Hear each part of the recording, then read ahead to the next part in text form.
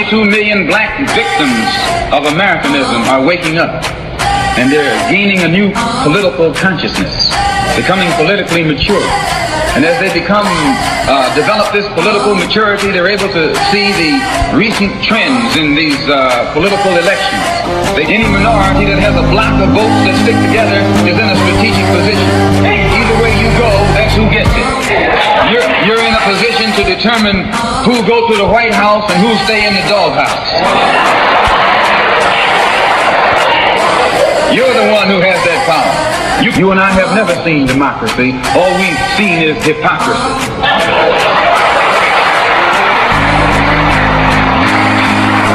When we open our eyes today and look around America, we see America not through the eyes of someone who has enjoyed the fruits of Americanism. We see America through the eyes of someone who has been the victim of Americanism. We don't see any American dream. We've experienced only the American nightmare. We haven't benefited from America's democracy. We've only suffered from America's hypocrisy. And the generation that's coming up now can see it and are not afraid to say it. And are not afraid to say it. And are not afraid to say it. And are not afraid to say it. And are not afraid to say it. And are not afraid to say it. And are not afraid to say it. And are not afraid to say it. And are not afraid to say it. And are not afraid to say it.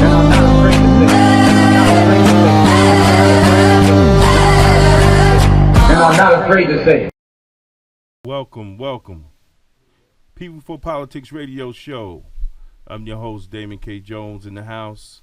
We got Cynthia Turnquest Jones in the house. Good morning, everybody. Yes. And A.J. Woodson, once again, doing what he does best. But he'll be back next week. People for Politics radio show call-in number is 914-969-6499 or 718-705-4959. You can also catch us on InTheMixRadio.com. We are rocking on InTheMixRadio.com. And if you missed the show, you could go on BlackWestchester.com. Click on Radio Show, and all the past shows are there. Or you can go to PeopleBeforePoliticsRadio.com. And we're on there. And we're also, every Sunday, from 3 to 5, on White Plains Public Access. We're on Verizon and Cablevision from 3 p.m. to 5 p.m. So you can have a great day of People for Politics and get a lot of information. Well, we have a guest here. We're gonna get to this brother. He's my big brother. He introduced me to media. First as a guest, then I was a co-host on his public access show Winbrook Pride, and he's here to he's a guest commentator. He's here to give his views on what's going on, and it's perfect that he's here since AJ's absent, and he also has a great following in the White Plains, and he also is a community leader. He's done a lot in the community for the White Plains community. My brother, big brother Darryl. Welcome, Darryl. Thank you, brother. Thank you. Glad to be here. Yes, sir, brother. Cynthia, as we start off, Yes. how was your week since we last aired? My week was pretty well. I was a little quiet, trying to stay on top of the job and keep a job. That's right. The snow is really just messing me up in the head a little bit. I think it's over, though. I hope so, man. I think it's over. Have you done anything exciting? No. I just told you. I told you I'm trying to keep a job. So I was at the job. So keeping the job, your job should be your job not even exciting, even trying to keep a job. That's we got a couple of issues up at the job with like gang members and stuff like that coming up to the job. So there's a lot of running around and right. Trying to make sure that our students are safe and aware that they got to stop acting like they tough boy inside, and then to get outside. Can you walk me to the train station, please? Things of that nature. Oh, y'all walk kids to the train station? Yeah, we walk them to the train station. We take them home. That's good. That's good. That's being we go proactive. Look for them. I had one of my Shout out to China Doll, one of my little girls that decided to go and run away for a couple of days. I found Yeah. her. You know what? Tell us about that because you Yeah. called me on that. Yeah. You know, a lot of people don't know like the end part of being in the educational system, and one of the things is that, you know, yes, we're educators, but at the same time, we're also parents, co-parenting with parents, and whenever we have children who are missing, and we become a part of that, and we too don't go to sleep, just like the parent don't go to sleep. We too wake up early in the morning and think about where this child is and where could this child be, and guiding this parent the right way and how to find the child.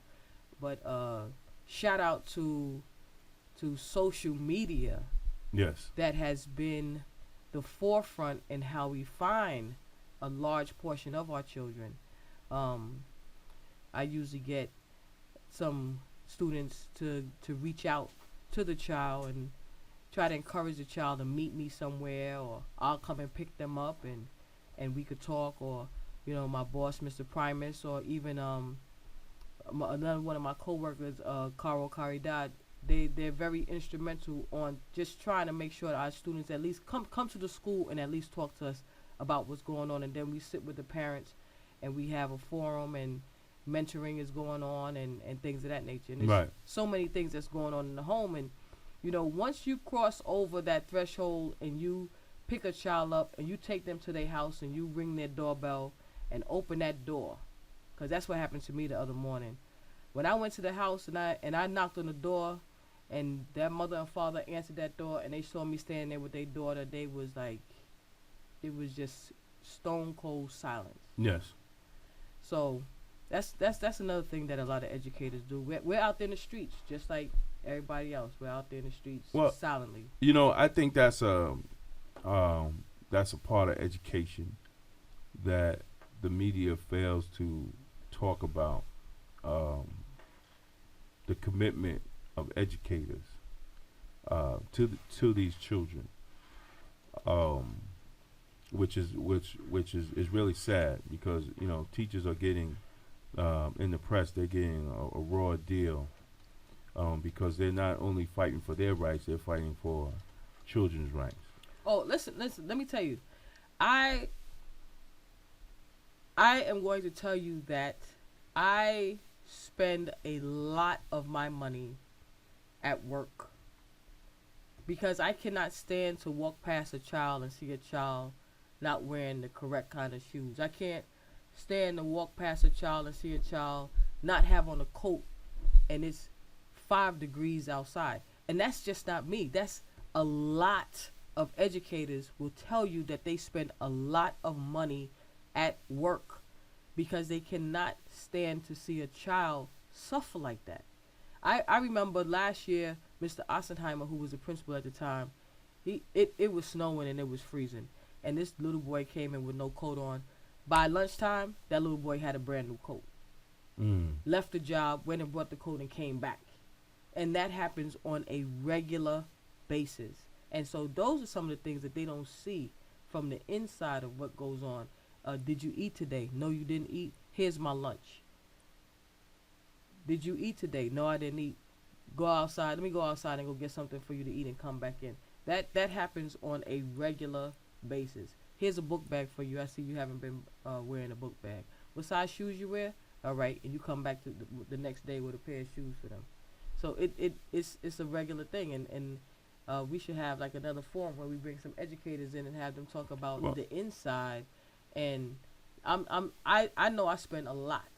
Well, and we're going to do there's that. some other teachers where when it's time for prom and graduation, do you know how many students will just flat out say, you know, I'm not going? And then when you sit down and find out the ramifications behind them not going is because they don't have any money, or Right. it's not encouraged Oh, in the of house course. and things of that nature. There- and so there- we make sure that they go. You there's, go to everything. You're gonna be dressed to the nine. head to Around toe. when we get into close to prom season, there's a young lady. She has a radio show on WFAS, and she runs one of those organizations where they get the prom dresses and the tuxedos and all that. and we're going to have her come on and really talk about the importance of helping children in that time. Also, as the weather gets warmed up, we're going to do, addition to our Sundays, we're going to have probably People Before Politics after work Thursdays, where we're going to do the show live. We might have a couple of drinks, something like that, and have I can't be drinking. and we're gonna have a good time, be drinking, and we're gonna invite people at the same to time. come and to come. They will send the people for me straight. They'll be standing right outside waiting for. But it's gonna be good, I think we're gonna move forward with venues like that this summer. Well, this weekend we also celebrated the 50th anniversary of Bloody Sunday. Oh yes, in Selma. Yes. It was a beautiful thing to see John Lewis after 50 years of his struggle, and he was beat very badly on that historical march across the bridge, and to see 50 years later the first and maybe last black president of the United States, and we could expound on that down the road for the show, speak of the triumphs and also speak of the continued struggles that we have to have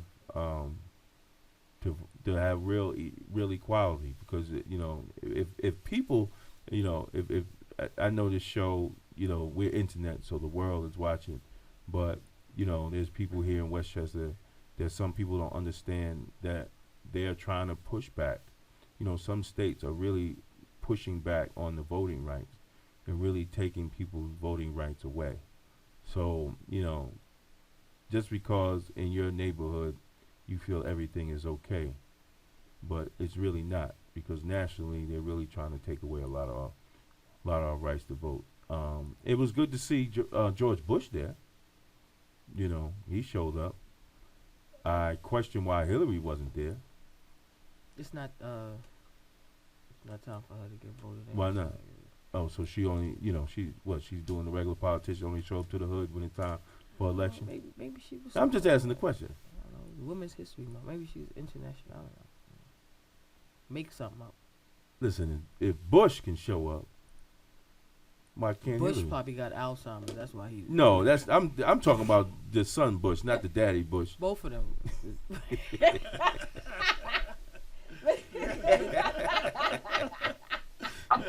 He was in the wrong place. Yeah, all right. Well, we got a caller. Charles, are you there? What's up? It's Little Ty calling to show Money Gang Love. Hey, what's up, baby? But you calling the wrong show. I'm glad that you called in, but you're about 20 minutes late. 20 minutes late? Yeah. The show is over. The show is over. The show Yeah, is over at 6 for real. Oh, so y'all can't just put me back on the air real quick? You on the air? You on the air now? I gotta run that back. I gotta run it back real quick. Yeah, you run. We where can't you running turn, to, baby? We can't where you going? Turn time back. Where you going? Where you running to? I don't know, but thank you. All right. Have a good day. Boy, You too. I tell you. Well, That's why we gotta talk about education, because I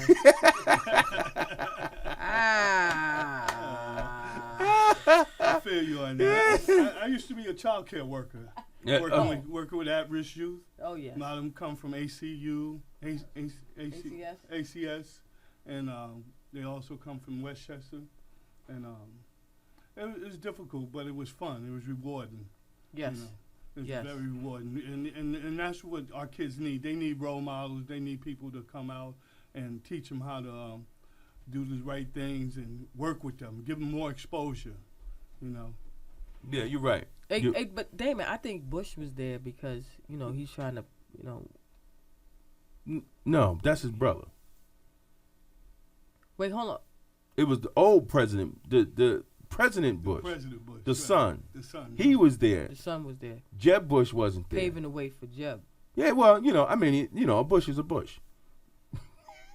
You know what I'm saying? It don't Give matter. some representation. Yeah, a Bush is a Bush. But you see, Now the thing in regards to Selma Bloody Sunday, and I brought this up before on the radio station, is the high school students have to take a Regents exam, which is called U.S. History, and we need to get a hold of a U.S. I'm gonna get my son book, and I'm gonna comb through that social studies book. I'm gonna tab off where they have Black history at in the book, a part of the U.S. history, because there's a lot of individuals, grown and young, who have no clue about Bloody Sunday. No. Not a clue at all. They don't have a clue whatsoever about Bloody Sunday and what took place down in Selma. Well, I think that goes into the next article I wanted to talk about, was our interview with Byron Allen. Black West's interview with Byron Allen, who Byron Allen, for those, definitely go on blackwesters.com. I think everybody needs to listen to the interview that AJ did with Byron Allen, and hopefully in the next couple of weeks we can have him on the show via Skype, and we could discuss his $20 billion lawsuit against Comcast and Time Warner, and speaking out against that this merger will literally destroy Black-owned media companies. Now, when we talk about our youth not knowing, we don't even own the proper media companies to produce these type of shows that will educate our youth. Not only educate our youth, but educate the world on American history, which is our history. Our struggle is American history. I don't even want to say, Black History Month, great, but it's American history, because these atrocities that happen to Black people happen in America. They happen, they happen other places else, but we're talking about this is American history, and we don't have that type of media, to talk about it. And what's interesting about that is that the New York City Department of Education just lifted the ban on cell phones in the school, right? So it reminds me of just like how they said that there's no more prayer in school. Now they lifted the ban of cell phones in school. Do you know how much of a distraction that is for our children? So now you have the lift of the ban of the cell phones, and how are they using it? And if they are to use it, can they go onto a site that is going to infuse their mind about their Black people? And the answer is no, just like what you said just now. Well, there's websites. I mean, we got some decent websites out there. We have decent websites, but media, that radio stations, I'm talking Black owned. I'm not talking Black programming. And when people listen to the interview, Byron Allen eloquently breaks down black what is Black owned and what is Black programming. You got Black programming owned by white people. Right. You have a lot of Black programming. Yeah, right. So owned by white people. So and what is so unique about it, which he talks about, is what we do, because we're on the internet, so we're not really local, we're global. People in China can pick us up and hear the discussion of what we're talking about and the issues that we're talking about, Russia, everywhere. So, we have to really, the revolution won't be televised, it'll be YouTubed and website and Facebook and Twitter. Yeah. So we have to really understand where we are. So that's a great article. I want people to definitely read. The next article we want to get in is what happened to the sister down in Rikers. Female officer was sexually assaulted. Now, first of all, we question, the guy was downstate he already was found guilty on a rape charge, and they housed him in a dormitory. Hopefully, we will have Charles Billups from the Grand Council of Guardians to call in to really go in further into the situation. But until he does, we have to understand, everybody's in the uproar over the police department. Everybody says, the police officers, this and that, yada, yada, yada. But there are law enforcement officers that are invisible, and those are your local correction officers. After the police officer takes the murderer, the rapist, the gangbanger off the street, somebody got to watch him. Mm-hmm. And it's your correction officer. And usually there's one correction officer to 60 to 100 inmates. He doesn't have a gun. He doesn't have a taser. He might have some, what we call OC spray, what everybody knows as pepper spray. And he might have a body alarm. So he could press when he's in trouble. And it takes about a minute for officers to respond. Now, when this female was sexually assaulted on video, it took 2 other inmates to save her. What? Yeah. Yeah, 2 other inmates to actually save her. So it's on camera, but they have cut so many posts within these jail facilities in New York State that there's nobody watching the cameras. They say that they're watching the cameras, but nobody's watching the cameras. So then the commissioner, one of the commissioners actually said that her being sexually assaulted was her fault. Oh. He said it out loud? Yeah. Oh, okay. So we had a press conference.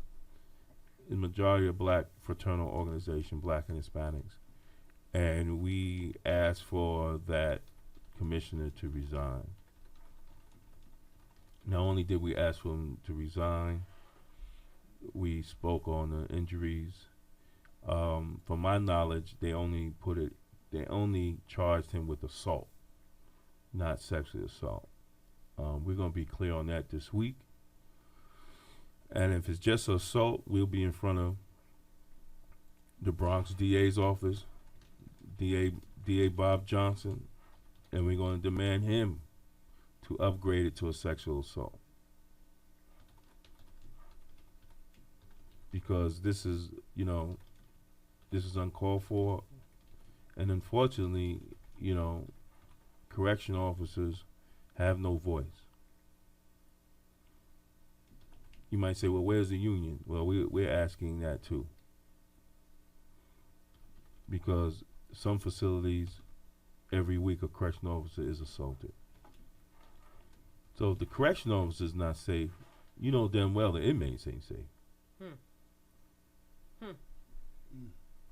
They don't have a chance. Mm-hmm. All the civilians that work in there. Caller? Hello, caller. State your name. My name is Kenny Black, Epic Theme 6, Epic Radio, and the Mix Radio all day. What's up, fellas? Kenny? What's up? Hey, what's up, What's Kenny? going on, sis? How's everything? I was listening like I always do because y'all keep my ear. You know what I'm saying?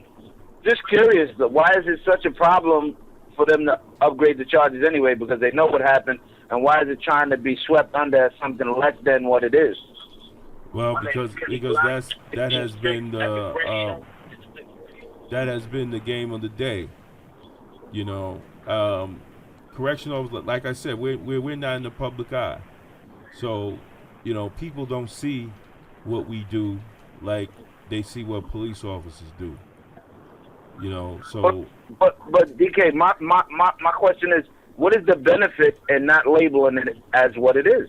because Does it take away from, you know, somebody's job doing their job as far as securing the prisoners? Is it going to give a black eye to the correctional officers? I don't understand the benefit in trying to sweep it under the rug as something less than, or calling it something that is not, but what it is. it takes away from the accountability from management on That's what- on putting the proper safeguards in place, so these things won't happen. Now, if the inmate wasn't supposed to be housed there, then, you know, whose fault is that? Right, and I understand that. But my thing is this: what are you showing your staff? What are you showing the people that go to war every day against these people? I mean, what kind of support are you showing them if you're just worried about somebody's ass on the line and nobody being accountable and trying to say, you know, disregard this sister and what she went through? Well, see, that's the question. You see, that's the question we're asking. Why are they not supporting her? You know, why did management turn their back on her?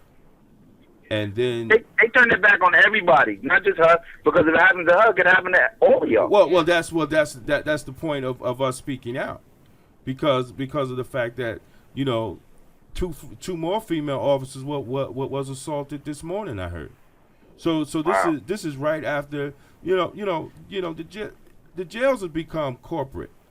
Welcome Right. to corporate corrections. It's not. Yeah. It's, you know.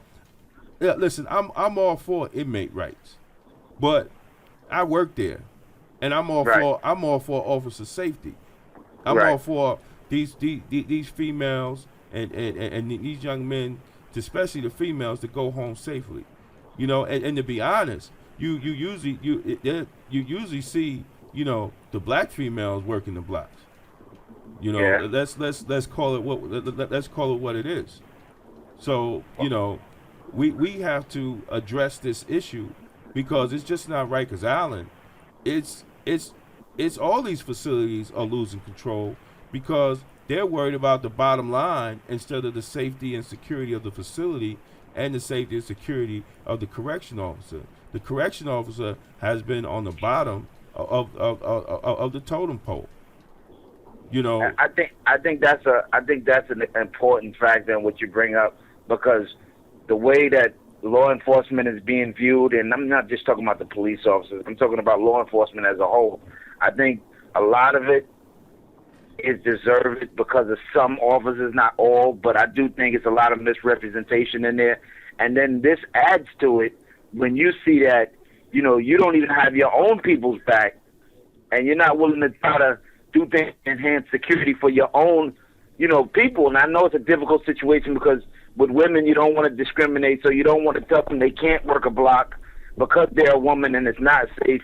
So it's a fine line, but what is not the fine line is telling the truth and what it is, man. right? No, You know what I'm saying? no, and if you say that you have cameras, right? Well, who's watching the cameras? Right. You know, Right. I mean, you got some, you know, jails. You got cameras watching you got cameras on cameras and cameras and cameras. You don't know who's watching who. Yeah, but ain't nobody watching the cameras. See, so and what they usually do, and instead of using the cameras to support the correction officer, you know, I've seen that they use the cameras to jam the correction officer. So you Yeah, don't it's know got if to you be watch fair. it, It's got to be both ways. Right, but it's not both ways. And the problem is these union presidents are slacking. They've been in office too long. They forgot what it is to work these blocks. They Now forgot. they're getting big checks. They're getting big checks. Well, they're getting They big cash a checks, but they. I mean, Norman Seabrook, you know, much respect to him, but Jesus Christ, he's been in office for 20 years. He's been in office for almost 20 years. He has he has forgot the reality of the CO. The day to day. Yes, he forgot it. You know, and here in Westchester, you know, we only see our president on election time. maybe he should get some votes. Well, foolish people still vote him in.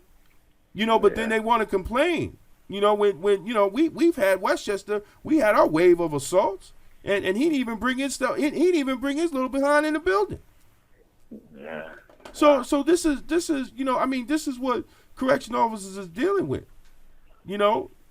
But until they step up, until they want change, Listen, nothing's I going to appreciate change. y'all. I ain't gonna take up no more of your time, and I just like to call and support the show because y'all definitely be hitting a nail on the head. You know what I'm saying? When it comes to certain topics that we need to deal with as a society, not just black and white. And I agree with what you said.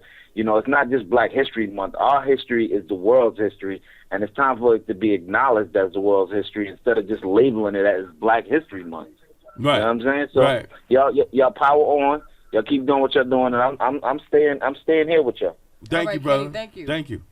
All right. And we're trying to get Charles Billups from the. Welcome to People for Politics, Charles. Yo. It's AJ. It's everybody. Yo, hold on a second, AJ. Welcome to People for Politics. Hello? Yeah, can you hear me? No. There's a second person on the line. If you're there. Hold on 1 second. Yeah. Is there somebody from 917? Yo, he hung up. Yeah, he said there's no answer. Yeah. Yeah.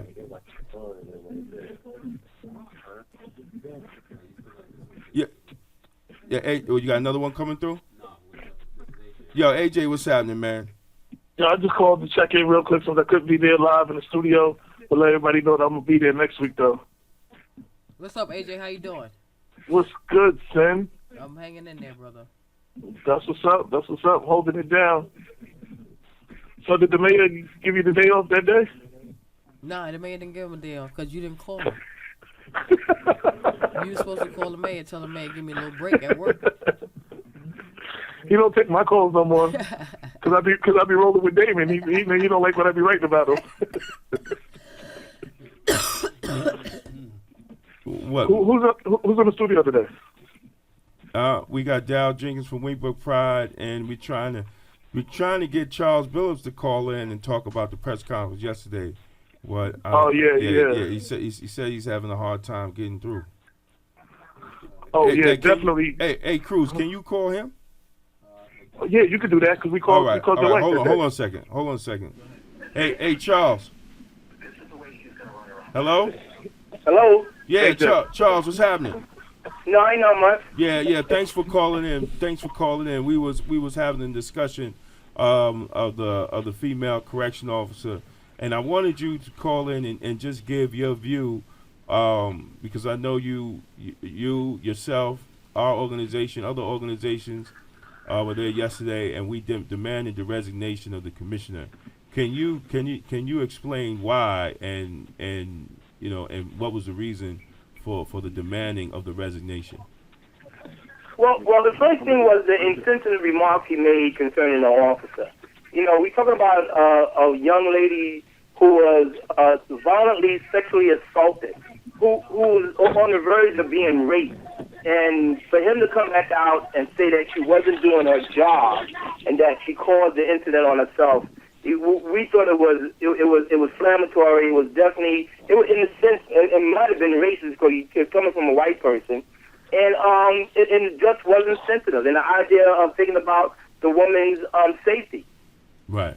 Yeah, that was one of the main things, and there was a number of other reasons too. Also, another one came on top. They didn't want to list the incident as a sexual assault on an officer. Right. They want to list it as a regular use of force, like just a daily routine thing that just happens in the jail. Right. I mean, that was one of the main things. They try to downplay it, and that's one of the problems that's going on now in New York City Corrections. Right. And on top of that, the main question was that how can someone that violent be in a non-violent housing area? We talk Right. about a person who's already serving time for raping a 13-year-old girl who came down from upstate on another open case, which was another sexual assault case on a woman here in the city. He came down on the open case. He's being housed in a nonviolent housing area. You're talking about the people who were picked up and locked up, who's facing trial for drug possession or selling drugs and things like that. We're talking about someone who's that violent within a housing area with individuals like that. I mean, I applaud the other inmates inside for having enough heart to jump on top of him and hold him down and help the young lady. Right. Now, you know, we was talking earlier that, you know, there's been increased assaults in facilities throughout New York State. I mean, what have you seen any you know, outside of yourself, but, you know, have you seen anybody actually trying to address this ongoing problem in all these correctional facilities throughout New York State? No, you see it all the time. One of the biggest problems they had here in New York City was that we just got a brand new mayor. The mayor promised inclusion, that everybody would be part of the process, everybody would be part of the decision making, and making sure we pick the proper people to be part of the city agency in New York City, particularly correction, police, fire department, and other places. But what happened was, the saddest thing about it, he totally ignored all his promises, and he went right outside of the state, and he hired somebody from Maine who comes from an area where he's talking about an individual who was working with less than 2,000 inmates. On Rikers Island alone, they go through over 100,000 inmates in a year that go through those doors on Rikers Island or go over that bridge. Right. You're talking about someone who's dealing on a small capacity, now dealing with large numbers. But and the moment he came in, he chased out majority of the blacks and Hispanics that was in authoritarian positions to make some changes. So he quickly came in and he whitewashed the majority of the department, and this is what you get in effect. Right. Yeah, you got someone who don't know anything about New York City correction now trying to run an agency that big. Yeah. Well, I mean, that's going on. That's going on everywhere, where you have commissioners that have never been correction officers or have that type of experience or dealing with facilities as big as Rikers. You know, and I mean, and it's unfortunate because you see you see the fruit of the tree, which is a lot of assaults, and the safety and security of these facilities are being jeopardized. And one of the things they're trying to do is they try to downplay the numbers. Right. They try to show that Right. the crime and the uses of forces are down in the jails, and this is probably throughout the state, where they try to show those numbers and they try to look like they're trying to do a good job, and instead of telling it what it is and how it is and what's really going on, and that they really need help in these areas, and that the officers' lives are at jeopardy every day. These are the issues and these are the problems that go on. You know, the average correction officer don't take that job to be brutalized or attacked or raped or malingered or anything else. They take these jobs as career paths. I mean, fine, we understand that sometimes situations happen, but nobody takes the job to come to work every day to get raped. Charles, this is Cynthia. Are there a lot of other cases just like this in regards to women? Well, it is. No more than today, you had 2 more female officers who were just assaulted this morning on one of the jails on Rikers Island again. We're talking about assaulted by gang members. Yeah, and they probably shouldn't have been housed in the area that they were in. You know. Same concept happened. They weren't properly housed. They were in wrong areas, and now you had the 2 female officers trying to restrain one inmate, and then his friends seeing what was going on. They jumped in and they beat the 2 female officers down. It's not right. Now, in Rikers, Charles, are there cameras? I mean, you know, if you see, I mean, I know in Westchester County there's cameras upon cameras. You know, and from what, you know, I haven't been in New York City in years. You know, but are there cameras now? I mean, like, who the hell? There are cameras all over the place, but what good is having cameras if nobody's watching them? Yeah, that was my point. It's like, you know, Are they a post? Were they posts and they cut back the posts? Well, or no. what? Initially, the idea of it was to have people assigned watching those posts, but they cut back on it, trying to shift reduce or trying to alleviate overtime and other types of forms where they take a person who was watching the camera. Now he's doing something else, and it's not fair to the person who's working in the housing area. Right. Right. Now, I mean, they truly believe. Put it this way, they truly believe that the camera is going to take the place of a body.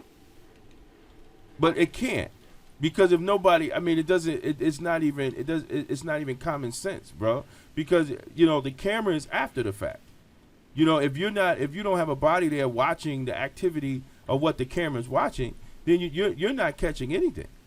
Well, you have to keep in mind the incident that happened last Saturday with the young lady that was being sexually assaulted. You're talking about a 10 to 15 minute period went through before anyone was able to get down there and help this girl. Well, or the other that's inmate that was crazy. able to get out and hold this one inmate down.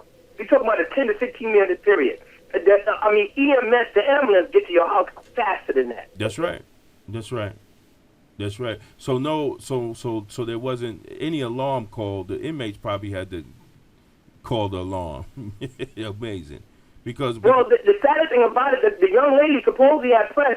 She was carrying a what they call a PVA, the personal body alarm. Yeah, it body was pressed, but they took their time getting there. oh, the body alarm was pressed. Oh yes. Oh, so there's a lot of issues because I know with us, if a body alarm is pressed, they call the block, they page the officer, and even the body alarm is pressed, especially if there's no answer, they treat it like a 13 and they send response immediately. For 15 minutes is too damn long. Oh yeah, of course. 15 minutes is definitely too damn long. So there was a breakdown. There was a total breakdown. And for the commissioner to even put the blame on her, wait a minute, brother. They didn't even respond correctly. So I think, the union has a lot of work to look at these policies and how they respond. If she did the proper thing and hit a body alarm, I didn't know she had a body alarm. No, it's sad. From the last, I spoke with the young lady yesterday. I asked her was she receiving any type of counseling. She told me no. Amazing. And that should have been the first thing that agency or department should at least forwarded her to at least to make sure she was in the right mental state of mind. Well. So what is she on, like sick time or personal time? Well, right now she's out sick. They let her go out sick or they took some time off for herself. The issue is that the department taking care of it the way they should, they're not. Gotcha. I mean, everybody may try to play cleanup now and try to tend to the wounds because certain people speak out and brought a lot of attention to the issue. Yeah, everyone's going to jump the gun and want to run out there and try to save it, but the issue is it's too late. It should have been dealt with. This happened last Saturday. We're talking about almost 7 to 8 days went by. Right. So just picture what kind of a traumatic effect this young lady's going through right now.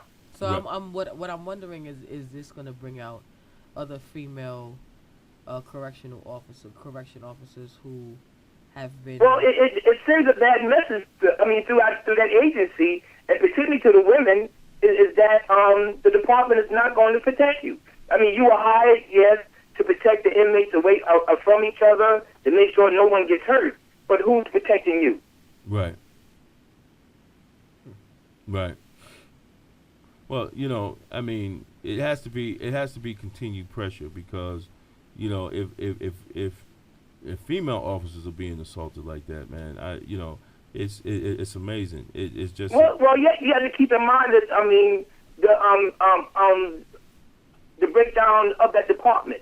I would say it got to be somewhere between 50 to 60% of that department are females.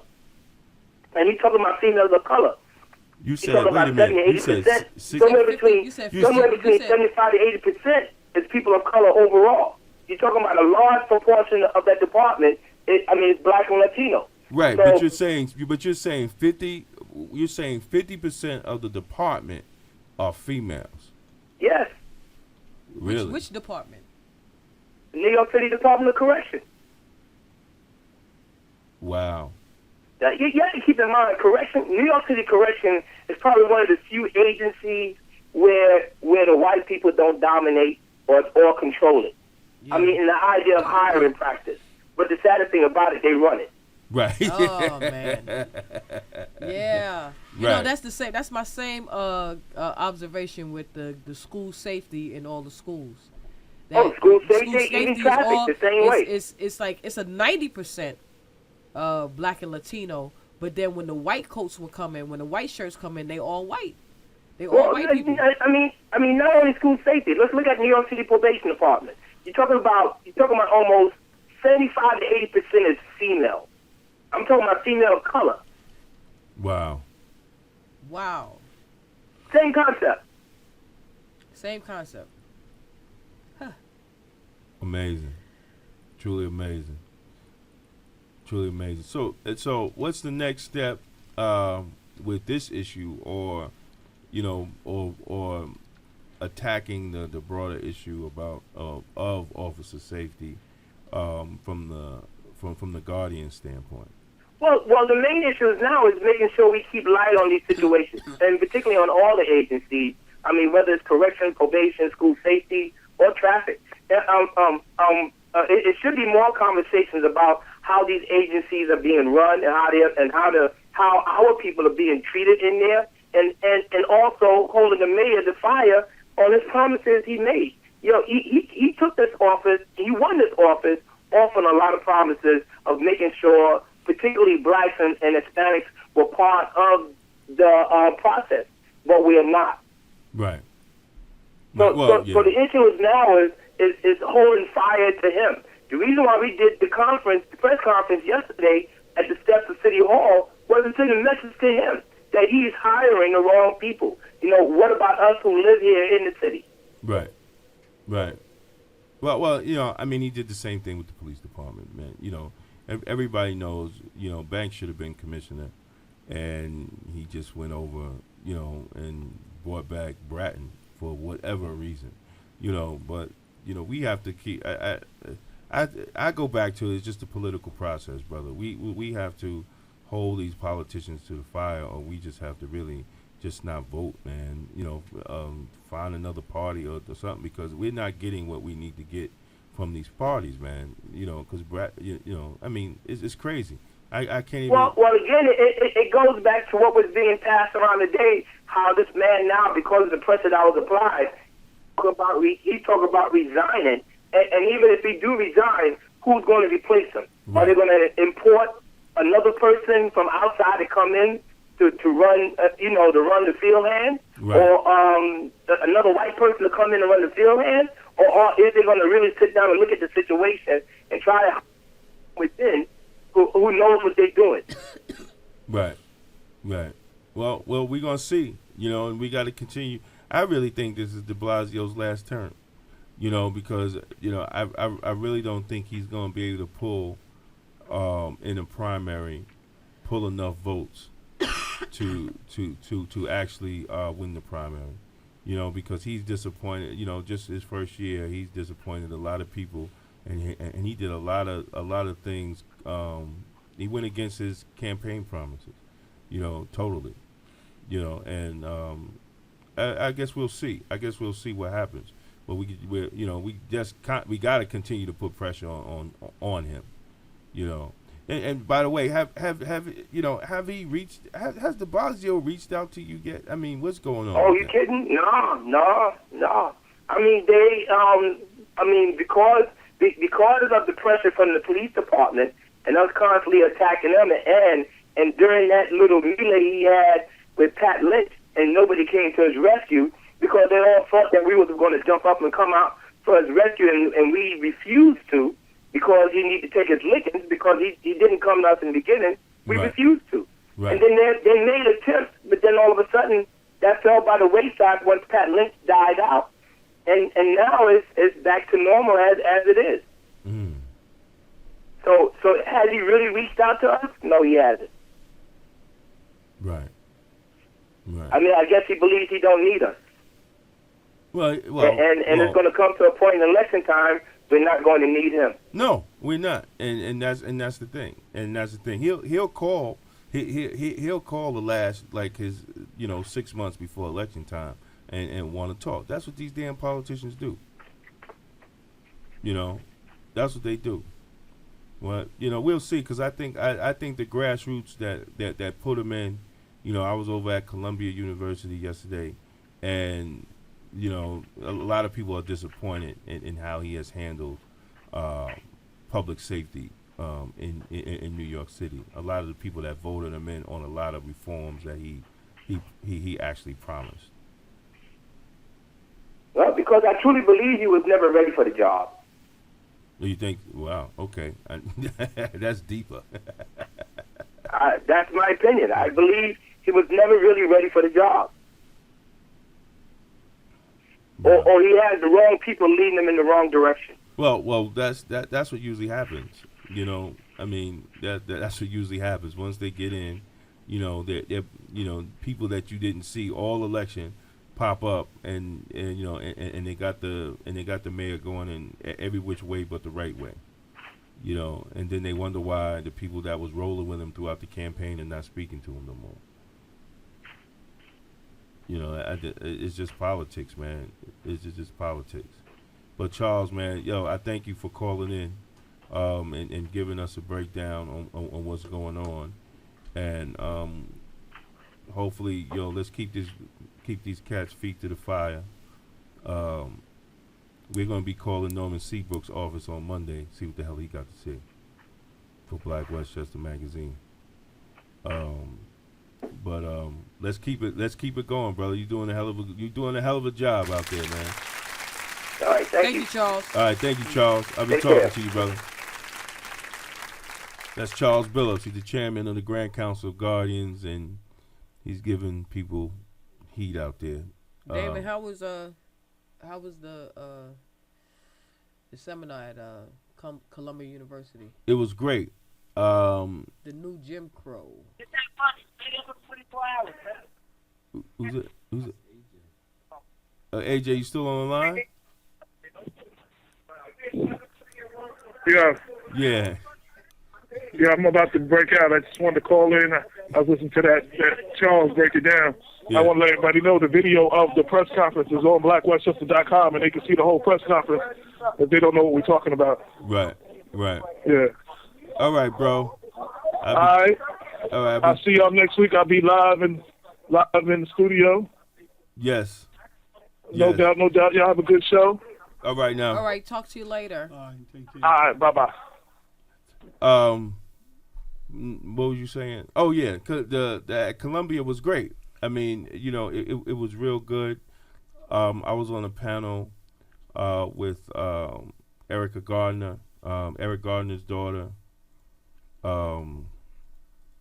Councilman Jamani Williams, and a young sister.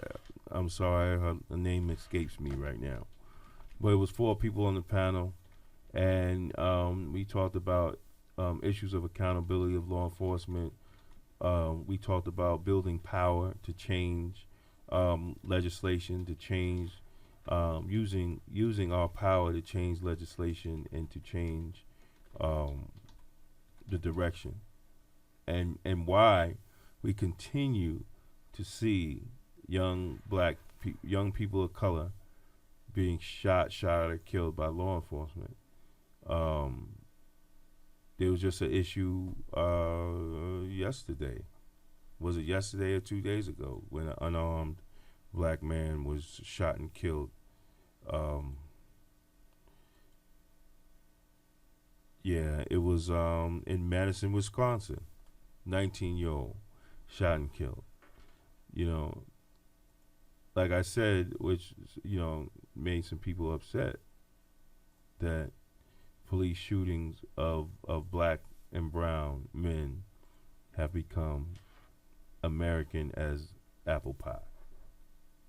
So, until we reevaluate our relationship with politicians, and I'm going to continue to say it, till we reevaluate our relationships with these elected officials, and even Jamani Williams said it. He said he don't understand why, and he's a councilman, why the Democrats are not more vocal on these issues. So, what do you do? What do you do? But you continue to do it. Daryl, welcome to the show, brother. Thank you, brother. Yeah, we got the Winbrook Pride man here. Keeping Winbrook alive, keeping White Plains alive. We like to welcome again Daryl Jenkins. Welcome to the show. Thank you, brother. Appreciate it. So what's been going on, man? What's been going on? Well, as you know, I had this cable show about positive role models that I've been doing for the last 30 years. Yeah. And we're in the process of getting a new host. Great. A young man that's going to take over the show. He's a college kid. Good. And we're going to do a few things. I'm also been the founder of the Juneteenth, White Plains Juneteenth Parade and Festival, which is my baby. Right. Every year we have a parade and festival with in White Plains, downtown White Plains. And I'm living in Atlanta. Been out of White Plains for the last 4 years, and I'm hopefully going to start a show down there. Good. And I'm in the process as well to try and, I'm going to do a documentary about Westchester and all the public housing. Public housing is probably one of the things that I'm into the most, as well as I was a child care worker for the last 20 years at JCCA, working with our youth, at-risk youth, and it's been a grind. Yeah, definitely, man. You've been out there, brother. You're an OG at this, man. When Byron Allen's talking about, black media, black-owned media that's for the community. He's talking about you, brother. He's talking about people like you that are out there on the grind. Now, since you talked about public housing, have you been? I know you've been in Atlanta, but have you been aware of all the issues with the HUD and the county exec and really basically saying that Westchester County was a segregated county through housing?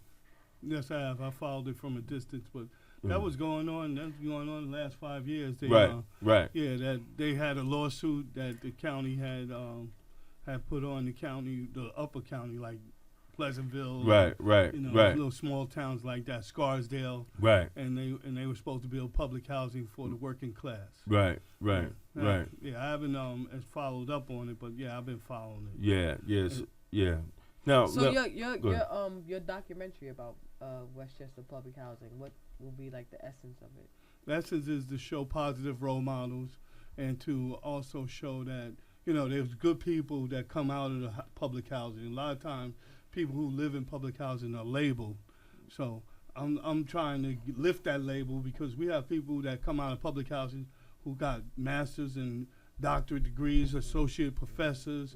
We got the great Larry James, who passed, but he was from public housing. He was a track star, went to Villanova. We got some great people who come out these public housing all over Westchester, and I feel compelled to show us in a positive light.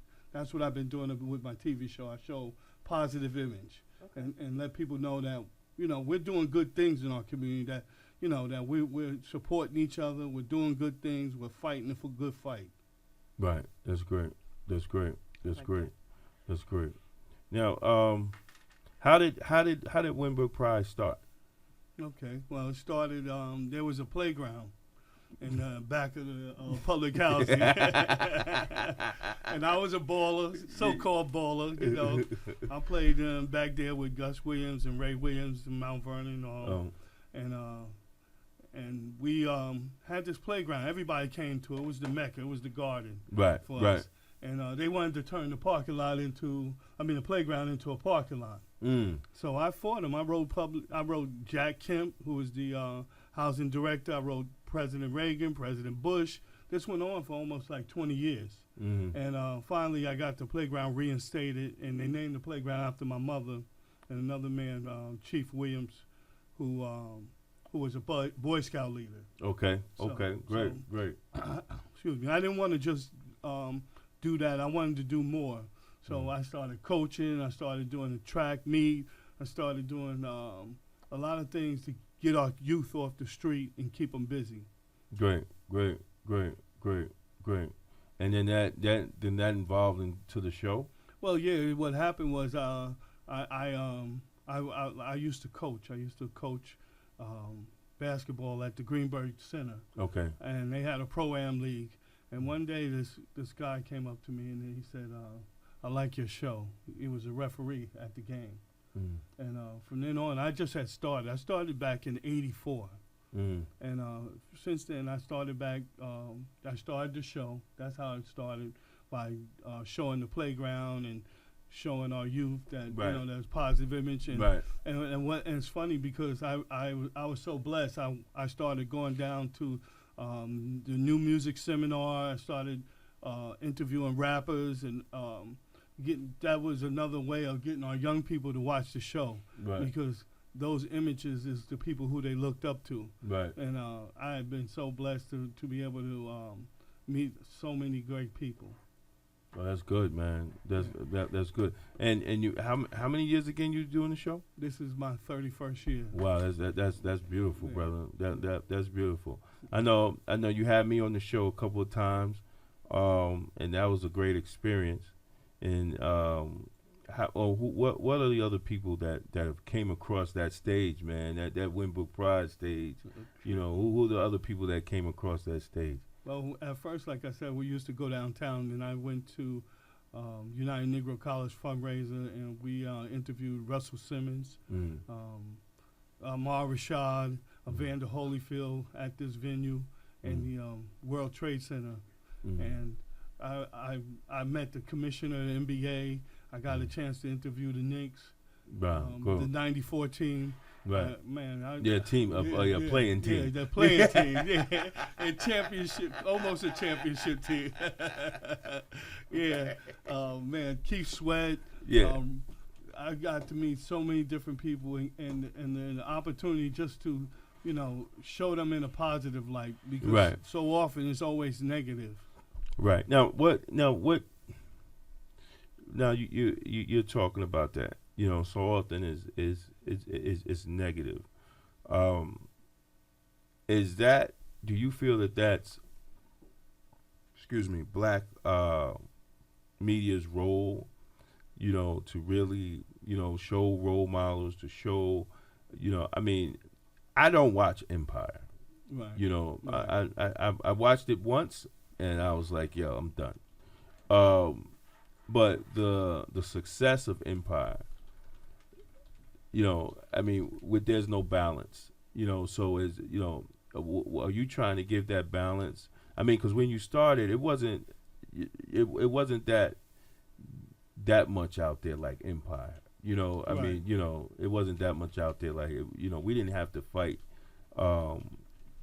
those type of stereotypes, that was on TV at that point. But, did you see negative stereotypes through the media and you wanted to balance? Was that one of the reasons to balance it out? Because people weren't exposed to that to wasn't those the question when you started with. What? Because I'm typing it in there. What? You started out with what do you think the responsibility is of? Why did you? Because I'm typing the thing in.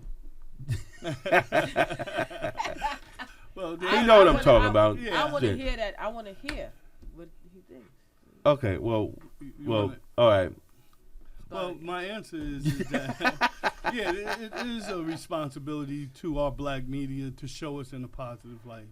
So often that, like when I started, we had a certain basketball player get kicked out of the league because he had just 3 strikes because he was sniffing cocaine. Michael Ray Richardson. Right. And I'm going back. I'm going way back. But the point is that the image that's always been painted of us was a negative one. So I started out by going to the rappers and the R&B singers. Like I said, like Keith Sweat, Hammer. I interviewed all of those guys. Fat Joe. A lot of guys that would go to the new music seminar in New York City. Okay. Coolio. before anybody knew who Coolio was. I got a chance to talk to him. Right, you right. know, and like I said, I've been so blessed. That's you good, know. bro. And the thing is that you got people like Oprah, and you got all these people who do have these companies, and the image that they're showing of us is not a positive one. It's not something. Like you talked about education. When the kids see us in school, they're going to treat us a certain way. Right. Like when I come to work at my cottage school where I worked at, the kids have a certain respect. Mr. Jenkins, how you doing today, Coach? And the thing that you said was going to the Westchester, the public housing in Westchester, and the positive that came out of the public housing in Westchester County. Being able to see that our children need to see a lot. They need to see. One of the things that just to piggyback on what you're saying, one of the things that one of my boss a long time ago, Mr. Thompson, he used to get his hair cut right there across the street from the school. Right.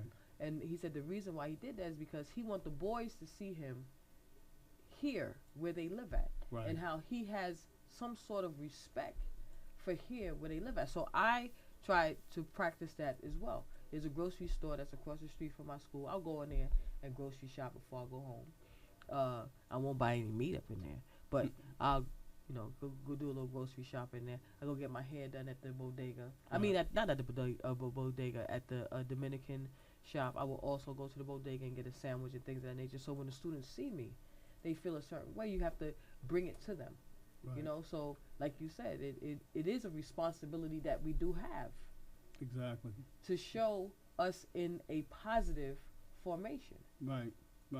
And the other thing is that too, that there's a lot of black young men who don't have a father figure. Okay. So I was also mentoring. Like I said in the beginning, I started out coaching, and I work with a lot of young people. One of the young men that left out of here today, Kevin Higgs. I love him to death. I coached him when he was like in 6th grade, and every year I would coach, and I felt that I wasn't doing enough. I got to the point where I was coaching 4 teams, and 2 adult teams, 1 junior high team, and then one middle school, but it wasn't enough. What I did is I started my own organization, and I started going into different meetings at City Hall. I started meeting with politicians, Nita Lowey. They started knowing me name first. I started sending out letters with my logo. I got 3 Facebook pages, one with my name, Darryl J. Jenkins, and the other 2 are Winbrook Pride. I'm on almost every social media network out there because of the image and the idea that I want to drop out on. Like in Link, I'm on InLink, I'm on almost every social media because I want people to know about Winbrook Pride and what we do, how we do it, and why we do it. Because I'm very passionate about what I'm doing. Good. That's good. I think you're bringing a lot of attention to White Plains, needed attention, which the media does not, address. And it's all good to have that type of media. I think it's needed, and we need more people like you. Thank you. We definitely need more people like you. I'm hoping one day to bring on the sister from the county press, so we could talk to her because, there's not a lot of black media in Westchester County. Our story, we have a lot of stories to tell. Right. There's a lot of rich history, and it's just not one person can't do it all. So big up to you, brother. And thank you. What else do you have planned?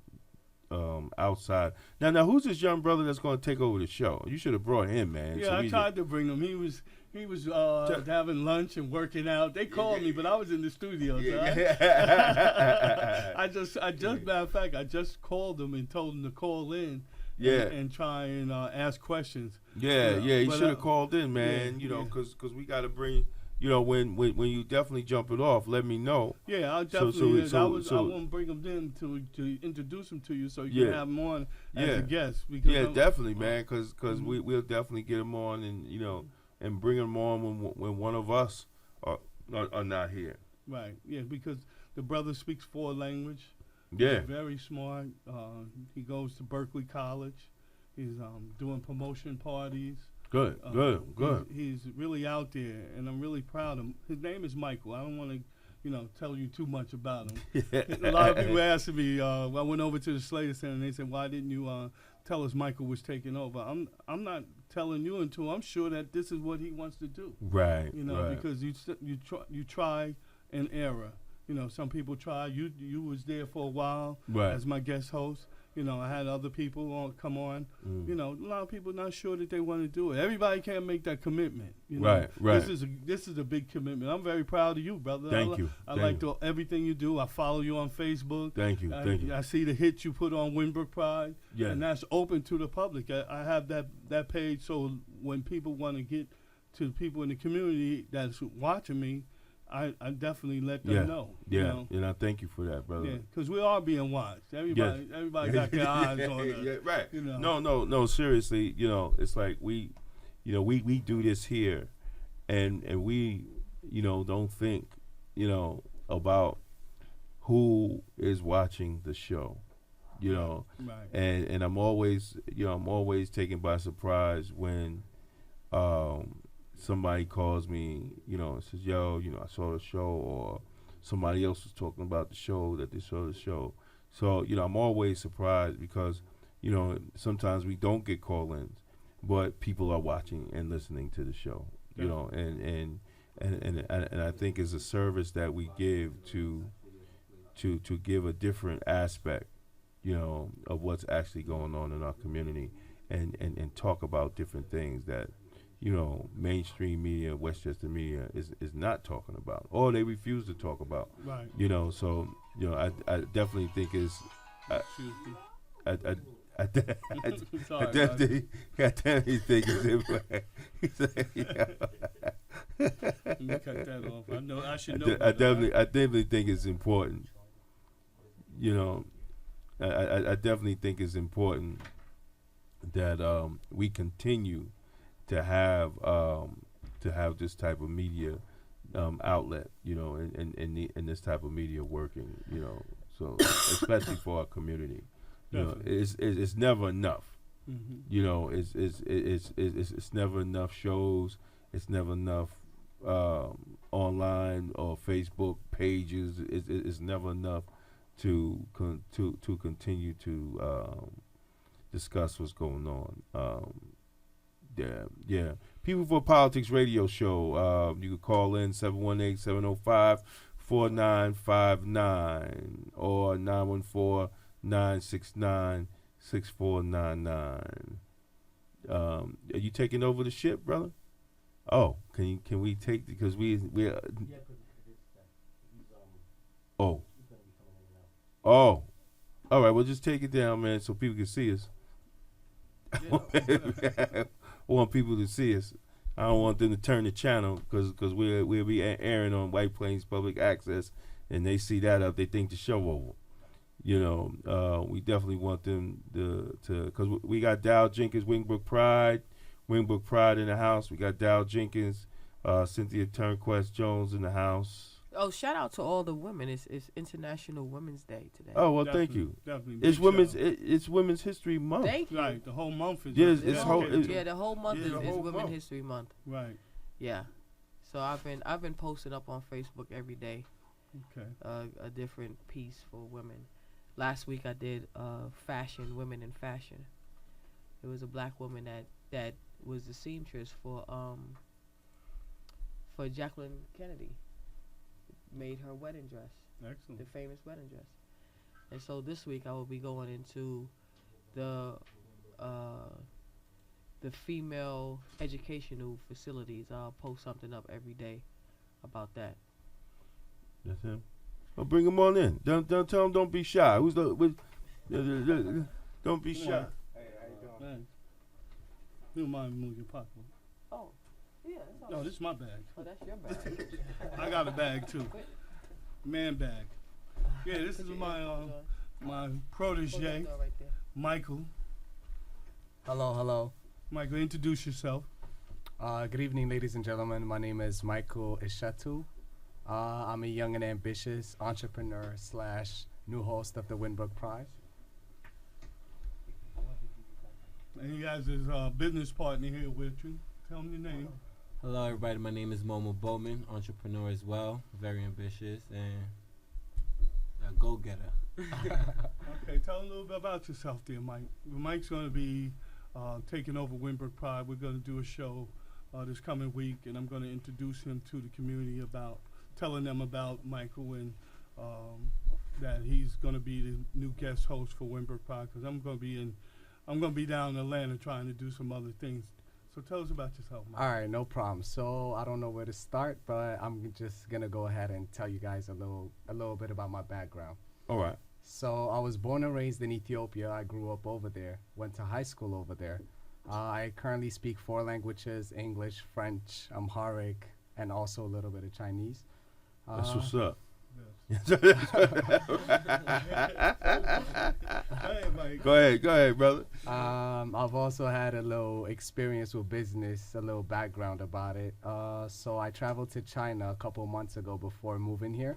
Mm-hmm. So I had some one-on-one experience, and I love traveling. It's something that I love to do, exploring new cultures, meeting different people. So I basically want to utilize that and bring it to the show. That's good. That's good. That's good. Momo, That's what's tell up. Tell them about yourself, Momo. Well, my name is, pardon me, Michael. All right, let me give you guys a background about myself as well, too. I'm from PA, Pennsylvania. I went to Okay. Upper Darby. After moving from PA, I found Berkeley College is a international school for business. Okay. And as an entrepreneur, that's something I was fascinated by. And bump heads with Michael. We started to experiment, doing projects, looking for lucrative ways of making money. And just then after that, we bumped in with Mr. Jenkins. That's what's up. That's what's up. Now, listen, Daryl, man. How did your old ass meet these young guys, man? dude, like, how did y'all bump heads, man? Well, let me just say this. I always tell them. I was telling them, and I'm gonna tell you, the way you stay young. I'm 60 years old. I'd be 61. God bless you. Next month I'll be 61. God bless, as long as the Lord has blessed me, and I'll see that day. But I always work with young people. Mm-hmm. And I happened to be walking into the Slater Center. Mike was working at the Slater Center, and I introduced myself to him, and then I just gave him the cold shoulder. And I wanted to see, how aggressive Mike was, what kind of person he was. And he came off as being aggressive and ambitious, and he could tell that, I was kind of popular. People were coming up to me, It was like I was Don Corleone kissing my hand and stuff. But when you do stuff, and you know this, Damon, when you do stuff in White Plains, you do it for a while. People want your attention, and I'm not knocking them for that. I give everybody in White Plains much love. I give Westchester County much love. I got friends all over Westchester, New Rochelle, Big Ups, Mount Vernon, Yonkers, those big cities. I love y'all. I love Westchester. And me and Mike kicked it off. And go ahead, Most Mike. definitely. When I saw that opportunity window, I had to act.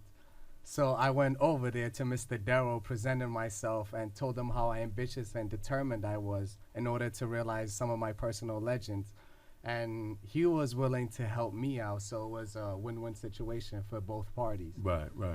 That's good. Now you say y'all recording when? Monday. You're recording Monday? This coming Monday, we're going to do a show. Now, you're going to be in Atlanta. These Yes. guys going to be up here. Right. So what is your vision? What, how do you see the show? Like, what angle are you going to take? Because your younger brothers. All right, now. All right, as visionary, we see into this a year and how this is going to cultivate. So we're going to start off by having a lot of guests and whatnot, but people that are intricate, people that have actually accomplished something, some people that people look up to. Mm-hmm. So we're going to start off by that, and we're trying to have as much views. We're going to start expanding it by putting it on YouTube. Like any way for you to watch TV or anything that's digital, we would be there. Our That's good. face would be there. I would like to add a few things if you guys don't mind. Hey man, listen man, do your thing, brother. You know, we'll listen. Yeah, most definitely. So as far as the Winbrook Pride, nowadays, like, America is the land of opportunities. That's how I perceive it. Right. And all of us in here are immigrants. So basically, this is anyone that's driven, ambitious, want to follow and chase their dreams. We're trying to help those people out. That's who we target mainly. Okay. So basically, we're gonna have different successful people come in on the show and present themselves, their background, especially because no matter where you come from, there's always a future here in America. That's the message. I agree. We're trying to inspire as much people as we can, Right. especially the younger crowd, the youth, because at this age, people follow. We want people to follow optimistic type of people, not let your environment or anything that's pessimist bring you down. So this is going to be the light, and hopefully the younger crowd could follow us. Great. Or- Great. So what's your ages? I'm 21. And I'm 19. Oh, y'all guys is babies, man. And I'm 60. Y'all guys are babies in this, but it's a beautiful thing. What will be your, you know, I gotta pick your brain now, man. What will be your position on encouraging young people to be in the voting process, elections, or even running for office? Read, listen to the speeches. It's not even about, don't follow other people, you know, have your own opinion. You know, you looking for somebody that's going to do good future terms, not what they could do now, because a lot of presidents or candidates, they promise a lot with election is politics. I'm not into politics, but they promise a lot, but they don't fulfill it, you know. So we want people that's gonna. Would you encourage them to vote? Most definitely. Yeah, Okay. of course. All right. Of Yeah, we course, gotta of start. course. Yeah, because a lot of young people feel that they don't have a need to vote, man. No, Like- every like- vote counts. That's right. Good. One good. vote could make a change. Good. Yeah. Definitely. Well, that's good, man. And, you know, I wish y'all guys, the best at that, and I'll definitely be watching and reporting back to Down, let them know what's going on, man. Thank you. you know how y'all doing, and y'all welcome always to come on the show. You know, if y'all got anything special that you're trying to get off, you're welcome to come on the show. We'll get you the information to our editor-in-chief on blackwestchester.com. Anything you want to get out, we're here for y'all, man. You know, Dow's like my mentor. He brought me on, and we moved on to do other things, man. So definitely, whatever we could do to help your guys, we're definitely here, man. We're Much definitely appreciated, man. Much here. appreciated. Any Thank you, questions, thank you. Cynthia? Because you're over there typing. No, not. You know, your age is. I'd love at the age that you're at right now that you have some kind of passion and things of that nature, and I am looking forward, because one of the questions that Damon talked about was young individuals who want to run for in politics. If you can go out there and start sorting out and seeking for those individuals who are your age to start stepping up to the plate and start running, and they got that passion, and start and bring them out and let them know that they will make the change that we are looking to make right now. So that's what I am hoping, that I'll be able, you guys to come back on a radio station with some candidates. That Yeah. That Oh, yeah, wouldn't be a most problem. definitely. That wouldn't Yeah, be a problem. because- Yeah. Let me add on to that, Yeah. please. Speak on that. I'm encouraging these young men. No, it's okay. I'm encouraging these young men to not put themselves in a fishbowl. Right. I want them to be involved with everything. And politics, of course, is number one, because everything is about politics. You know, because you can't get by stuff without it. But your strength is in numbers, and these guys are into promotion. They're doing things with their college, and they know a lot of people already. So with the connections that I have and the people that I'm talking to, I'm gonna put them in the right direction, and then I'm gonna let them be their own self and own people. They're not gonna be Dow Jenkins. Don't look for them to be Dow Jenkins.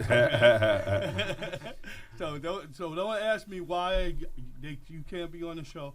These are the young men you're gonna get in contact. They're gonna give you their email address. We're gonna make sure that they be in contact with the community, and I'm gonna give them my contacts so they can be filtered through the community. Yeah, that's great. That's great. So Winbrook Pride is taking on a new face, a new format, and I think it's a beautiful thing. Yeah, man. I think so too. I think give a round of applause. Yeah, You got the round of applause you got a round of applause. Thank you. Yeah. Yeah. Better late than never. Yeah. Yeah, So I mean, yeah, is there anything else y'all guys want to, So talk to Go me ahead. about is Yeah, there you Mandarin, go. is Mandarin Chinese? Yes. It is. Okay. So because I don't know if Damon know, but No, I don't. both of my sons speak Mandarin Chinese. No, they don't speak that around me. Of course they can't. That's not I happening. put them out the car. They love Uncle Damon. So my sons they've been studying Mandarin Chinese since they was about 2 years old, and the other one 3, 4, 5, 6 about 6 years old. And so studying Mandarin Chinese for a while, and then the youngest one, he went over to China and went to Dubai and things of that nature. And so now the thing right now with him is that the school is now going to incorporate Mandarin Chinese in the language. Oh yeah, most definitely. Most schools are actually doing that nowadays. Cause when you look at China, they're expanding. They're everywhere. Right, and they're the in oldest each and living every country. civilization. Yes, exactly. And most of the things, every single thing we see here in America is basically made in China. Yep. So that negotiation. Most and definitely, especially when So- it comes to business. Because Uh-huh. if you know the language, you're one step ahead of everyone else. That's right. So next year he starts at Mount St. Michael Academy, and Mount St. Michael Academy, they added on Mandarin Chinese. So he's happy about that. He said he doesn't. Yeah, feel I like believe doing if Spanish most anymore. schools and So- most schools encourage these young people to learn Chinese and different cultures, different languages, that would be great for the that would be a great opportunity for the community to expand and grow. Because knowledge is key, knowledge is power, and knowledge implied is freedom. That's right. Right, that's That's true. right. What happened to Españoles? No entiende Españoles? Well, No, I don't talk that neither. well, yeah. Well, he's taking they're mandated to take in their curriculum they had to Spanish, take Spanish in middle school and then high school. The oldest one, he went from middle school to high school taking Spanish the entire time. But the youngest one, when they announced that they were going to have Mandarin Chinese, he was like, take me out of Spanish and put me in a Mandarin Chinese because I can go further if I was to have the Mandarin Chinese, so I can do negotiations and things of that nature. So That's great. Oh, so he's already looking to go over to China. that's and, Kobe and Jones. Yeah. Yeah, and Yeah. and seal in the contract and come back. Yes, come back. Yes, I got it. It's paper. It's paper. So that's good. I think, I was terrible in all. High school I was a mess, but Whoa, you should have seen him in college.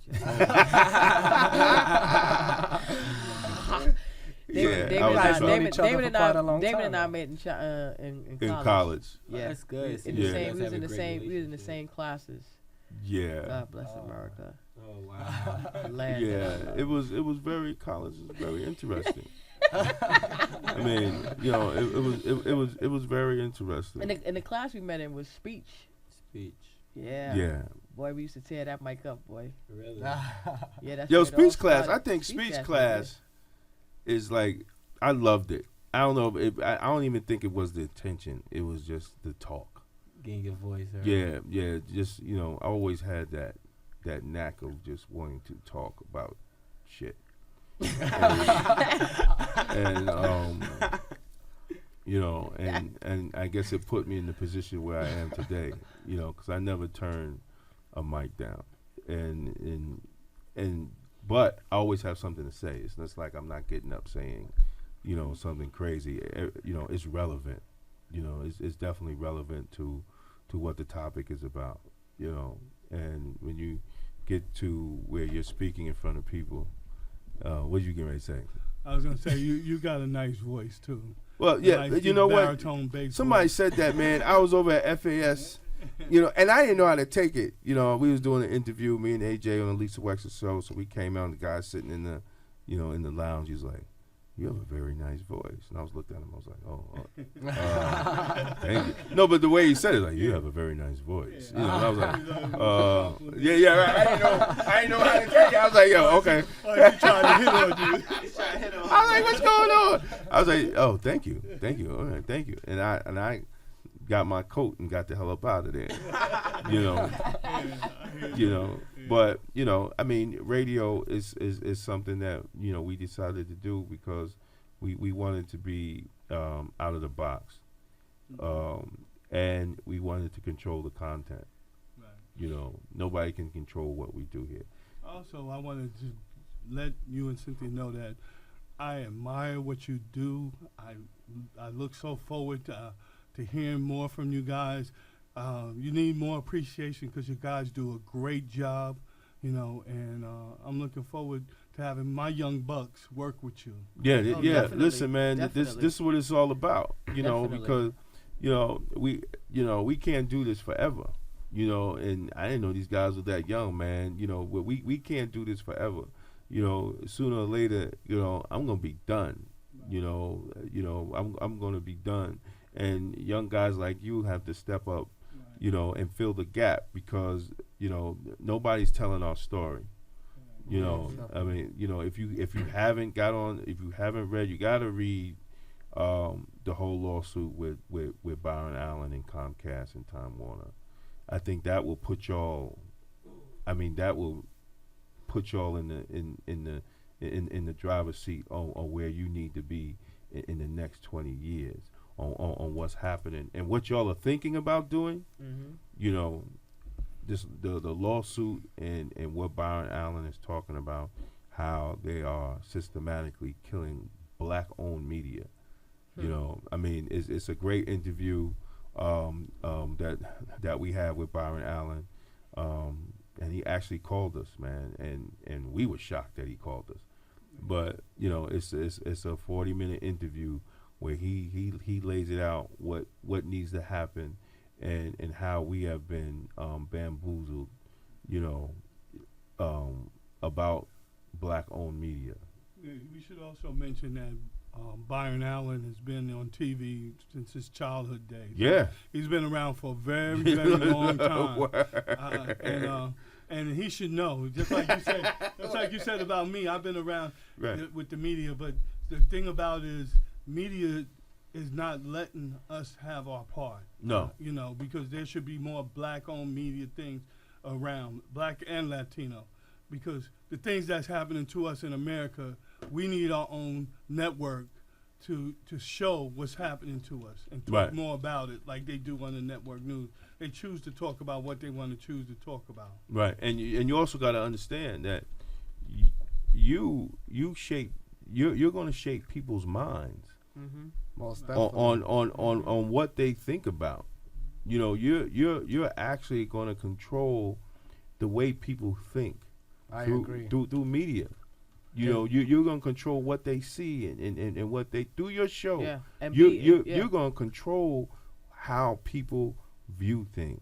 And be intentionally creative. And, and like I said, sort out and I just love the fact that you are the age that you are. Right, it's crazy. I just love the fact that you are the age that you are. Go out and sort out those individuals and bring them out and highlight them. And whether it's politicians or future educators or future lawyers. Oh, that definitely the politicians, because of your age and what you see, you're gonna have questions that they have never been asked before. Understand what I'm saying? Because your perspective as a young person and wanting a future for your community and seeing what we don't have and what you think we should have. Those are the questions you ask them. Don't hold back. Don't hold back on the questions, because you need to know, is this elected official actually going to work, that you can have a future when you get 35 or 40? Will there be jobs? Will there be, anything left, for me, because, once you get 46, everything's gone. Social Security dried up, or, do they have those type of, are they have those plans in place that, when you get their age, that there's something left, for you. So you're, what you look at your age is great to have them on the show and ask them questions, and ask them questions on their plans, and then having young people watching you, they could see, man, this one right here, I don't know, and it may be entice them to go out and take part of the political process and vote, and come out and gather more young people, to vote. But y'all are at an opportunity where where you could shape, you could actually, shape minds. And because you're going on the internet and you want to use social media, you're just not, Winbrook Pride now. You're Winbrook Pride to the world, not just White Plains. You're Winbrook Pride to the world, and you own your stuff. You're not worried about. I mean, money is great. Capitalism. This is what it's all about. America, capitalism. But controlling your own content, having control of your own content. If you have a guest that maybe is not liked by people, you're not worried about, advertisers say, well, if you have that person on, we're gonna pull your advertising. All right, then pull your advertising. We're still gonna have the person on because this is what we feel that our listeners need to hear. Need to be addressed, right? Because that's what happened to Arsenio Hall. When he had Minister Farrakhan on, they pulled him. And they pulled him from the show. So did Donahue. So there's there's a lot of times when we try to tell our story, they don't want us to tell our story. But you're in the driver's seat and telling your story, and telling the people and giving. It's all about telling the truth. Well, that too. Yeah, but you got to a lot tell of the people truth. they don't like the truth. Just tell them what they want to hear, right? Yeah. Right. And call the what's his name? Cynthia's gonna laugh. I'm trying to think of his name. The chairman of the Westchester County Democratic Party. Have him on the show and ask him questions. Have all these elected. I thought that they were gonna have some young people on the show. No, they do need to have no. They have young people on the show, but you also need to have the old people. Yep, please and ask them questions. No, and ask them and ask them questions on what the hell they doing. And get the because these young people might have to replace the old person with a young person. No, we have to do a little mixture. Yeah, have the young people. Collaboration. But also, I mean, if the young people are going out here doing stuff, and the old people saying, go over here. That was the whole thing with Al Sharpton, and Ferguson. He went down there and Ferguson, the young people, Ferguson, well, wait a minute, bro, we want to go over here. He said, no, but you got to go over there. But they said, no, you're not from here. We going over here. And that was the clash.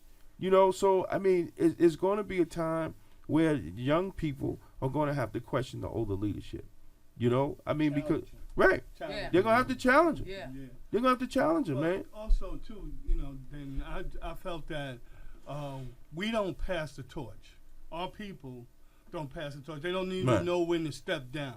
No, this is what I'm right, and so this is what I'm talking about, and so that's why I'm like I said, I'm so excited that they are the age that they're up. That you are the age that you are. It's like a hand-picked type of thing, where you're going out and you're bringing them out to the light. Listen, brother, you are on point with your politics. When you're in class with certain individuals, if that was the type of forum when Damon and I were in college,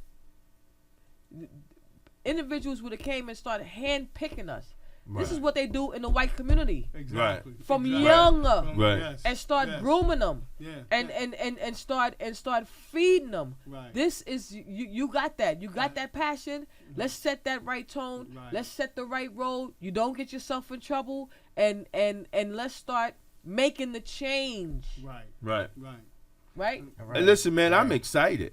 Yeah. You know, I'm excited for y'all guys because y'all have a great future ahead of you. You know, and this is what it's all about. And y'all will be, you know, leaders in no time, because you will ask the questions, you know, of from people young and old, you know, and you will give young people insight on situations, man. And I think it's great. You know, I really think it's great, man. Yes, yes. And whatever we could do to Another help round y'all. of applause for Yeah, the- another round of you applause for gotta- these young brothers. Yeah. You know, people Thank have you, to guys. look out. Thank You know, because this is what the revolution looks like. That's right. You know, this is what the revolution looks like. That's The revolution will not be televised. No. Not No, at all. no. It's going to be YouTube, Facebook, Twitter, and all that other stuff. Right. That's how the revolution, and that's how you're going to be able to reach the masses of the people. Well, the other thing is, Damon, that they're lucky too because they have something that's established, that's been around. Right. That's right. you know, Winbrook that- Pride has a history. Right. We That's have a right. history. We have a brand like That's the right. NFL. You know, we have a brand. That's right. And people know about us. They know who we are. You know, these guys is just going to take it to another level. We're not going to just be doing locally. We want to do international. We want to be known international as well as national. So we're going to have a flavor that's going to be making everybody thirsty for what we're trying to present, you know. And like I said in the beginning, it's about being positive, showing positive image, showing positive role models, and letting people know that we do good things. I'm not saying that we ain't going to take the challenge when something happens, you know, that we're not going to take on those challenges. But we want people to know that we are doing good things in our community. We care about each other. Yeah, well, that's what it's all about, man. And you got young people doing it, man. You know, I can't, you know, I can't think I can't think no better way than Daryl Jenkins can go out bringing a whole new generation of young people in. Beautiful. You know, you Yeah, that's know, a beautiful you thing. know, and being their mentor on it, because you will help doors that will probably, you know, won't open. You will help open those doors so they could get in those doors and become established. And that's what we're supposed to do as black men. Right. You know that's what we're supposed to do as black men, is bring more black men up. And I don't think we're doing it enough. You know, and I really think some of these leaders need to sit down now, because they have pimped the system long enough. and Yes, they have. you know, it's time. You know, I'm not calling no names No, out. you're right, though. But They're poverty pimps. They've been pimping Yeah. us for a long time. yeah. And they move us around like cattle. That's They move us around like we're cattle. We don't have. It's not like, you know, the Indians had a reservation to go to. Black America don't have a reservation. No, we don't. Okay, and we're not cattle either. That's so right. we got to take a stand, because sooner or later we're gonna go and we're gonna be at that cliff, and what's gonna happen? They're That's gonna right. push us over the cliff. That's right. Okay, so we gotta make sure that our young men, they have a vehicle. This is a vehicle. This is not. They're not gonna be pimping nobody. They're gonna be in a vehicle.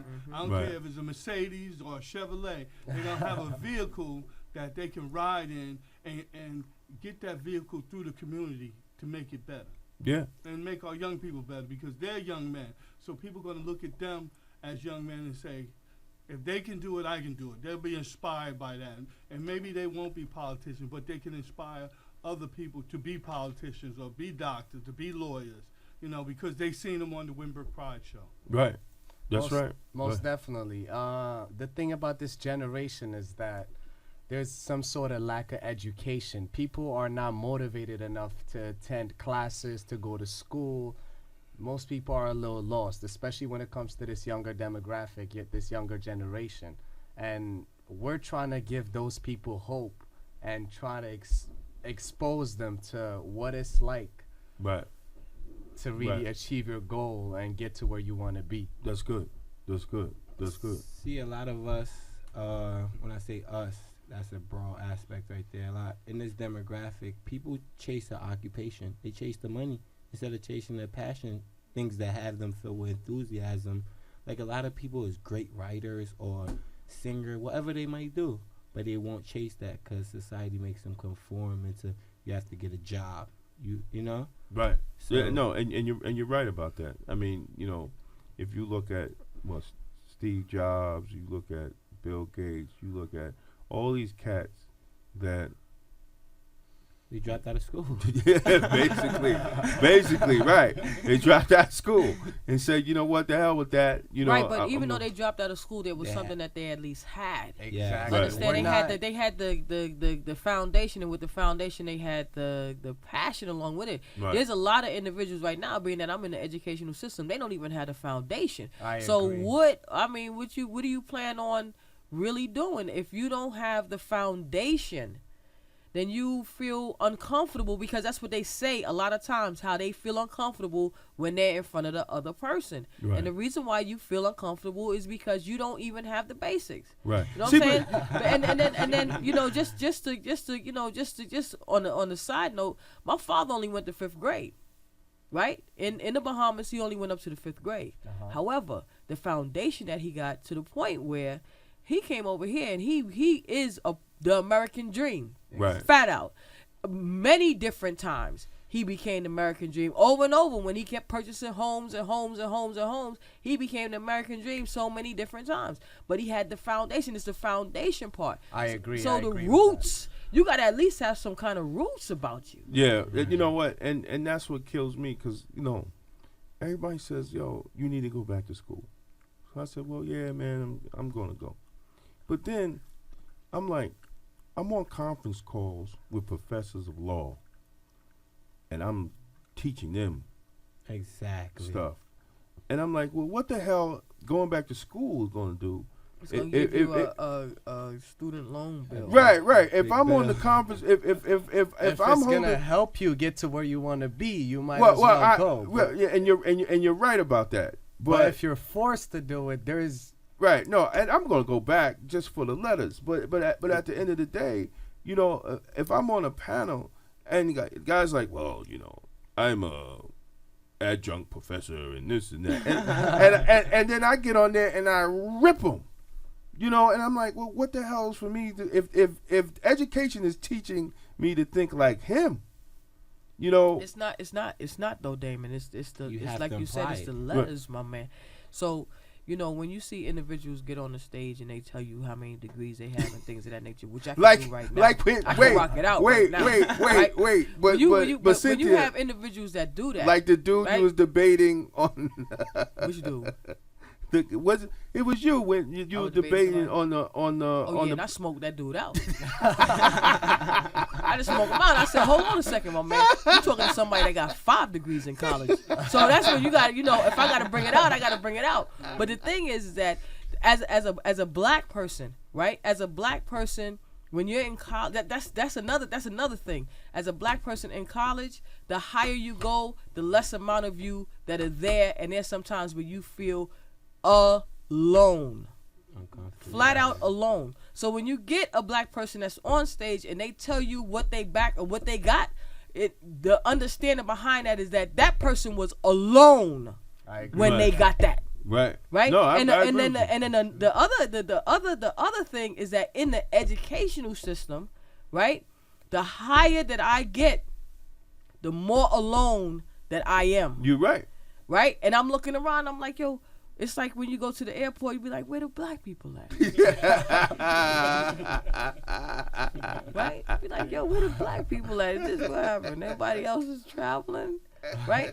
But it's a feeling of being alone. So these dudes right here, they're young. I want y'all to go out and start picking individuals out and letting them know, yo, listen, and we got your back.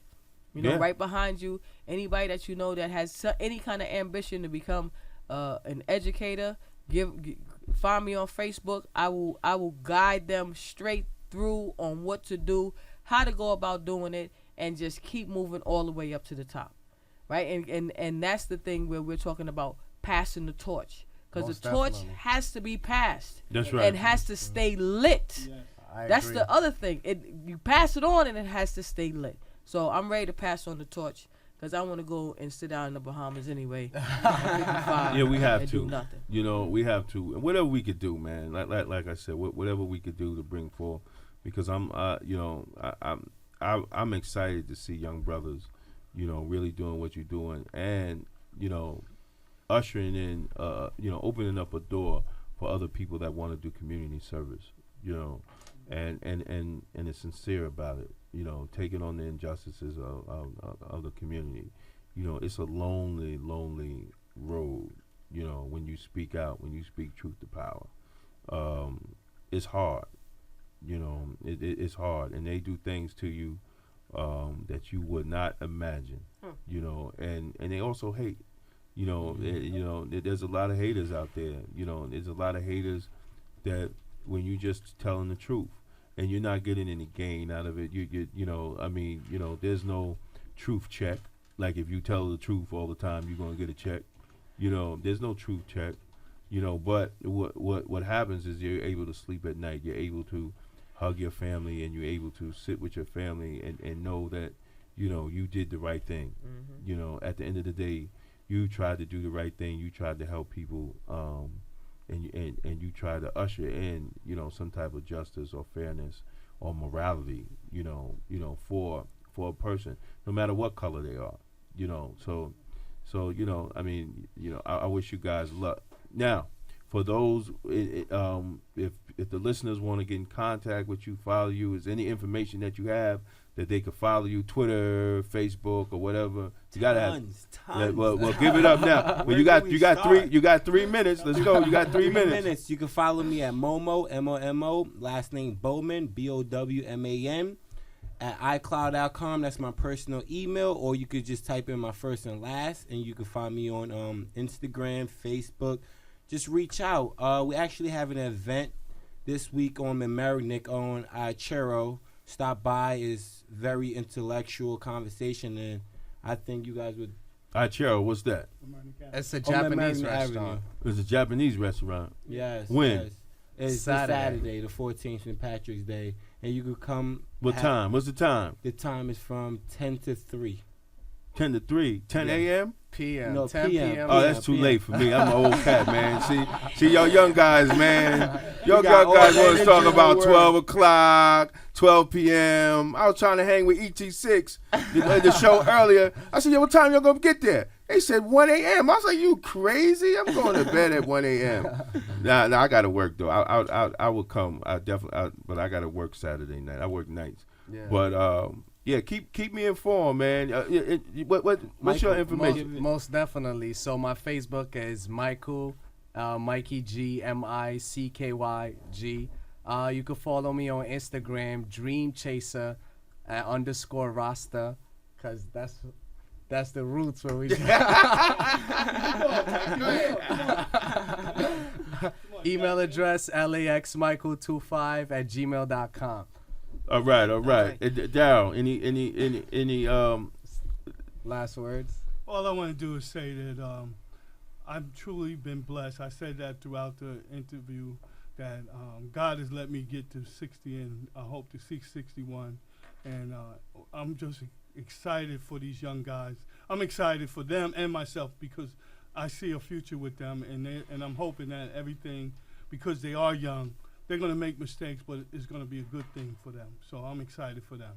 Most So, definitely. And we would like to thank Mr. Darrow and you guys for having us on the show. Give us the opportunity. Anytime, Definitely man. a shout out to Daryl. Let's get a round of applause for Daryl for building up these boys here.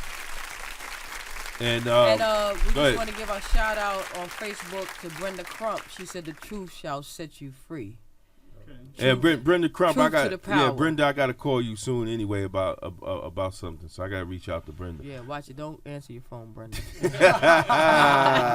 We want to thank everybody that was listening to People Before Politics Radio Show, InTheMixRadio.com. You can also check us out on BlackWestchester.com, People Before Politics Radio Show.com. And also check us out on White Plains Public Access every Sunday, 3 p.m. to 5 p.m. White Plains Public Access, Verizon, and Cablevision. Also, check out AJ on WFAS Bob Marone Morning Show every Tuesday mornings at 8 o'clock. And I'm on the Bob Marone WFAS AM show at every Wednesday at 8:30, talking about real talk for the community. So we want to thank you again. It's 8 o'clock, and we out. Peace. Peace. Peace. You will not be able to stay home, brother. You will not be able to plug in, turn on, and cop out.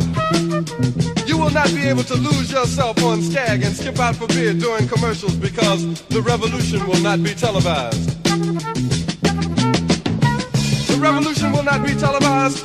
The revolution will not be brought to you by Xerox in 4 parts without commercial interruptions. The revolution will not show you pictures of Nixon blowing a bugle and leading a charge by John Mitchell, General Abrams, and Spyro Agnew to eat hog maws confiscated from a Harlem sanctuary. The revolution will not be televised. The revolution will not be brought to you by the Schaefer Award Theater and will not star Natalie Woods and Steve McQueen or Bullwinkle and Julia. The revolution will not give your mouth sex appeal. The revolution will not get rid of the nub. The revolution will not make you look 5 pounds thinner because the revolution will not be televised, brother. There will be no pictures of you and Willie Mae pushing that shopping cart down the block on the dead run or trying to slide that color TV into a stolen ambulance. NBC will not be able to predict the winner at 8:32 on report from 29 districts. The revolution will not be televised. There will be no pictures of pigs shooting down brothers on the instant replay. There will be no pictures of pigs shooting down brothers on the instant replay. There will be no pictures of Whitney Young being run out of Harlem on a rail with a brand new process.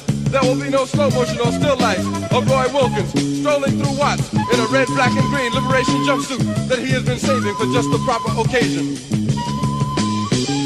Green Acres, Beverly Hillbillies, and Hooterville Junction will no longer be so damn relevant, and women will not care if Dick finally got down with Jane on Search for Tomorrow, because black people will be in the street looking for a brighter day. The revolution will not be televised. There will be no highlights on the 11 o'clock news and no pictures of Harry armed women liberationists and Jackie Onassis blowing her nose. The theme song will not be written by Jim Webb or Francis Scott Keys, nor sung by Glenn Campbell, Tom Jones, Johnny Cash, Engelbert Humperdinck, or The Rare Earth. The revolution will not be televised. The revolution will not be right back after a message about a white tornado, white lightning, or white people. You will not have to worry about a dove in your bedroom, the tiger in your tank, or the giant in your toilet bowl.